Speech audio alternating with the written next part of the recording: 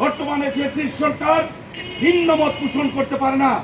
গতকালকে তাই আমরা লক্ষ্য করেছি বাংলাদেশের অত্যন্ত শান্তিপ্রিয় ভাবে এই কোটা সংস্কার আন্দোলনের জন্য যারা কোমলমতি শিক্ষার্থীরা রাস্তায় নেমেছিলেন তাদেরকে পুলিশ এবং আওয়ামী লীগের এই সশস্ত্র ক্যাডাররা নির্মমভাবে গুলি করে হত্যা করেছে।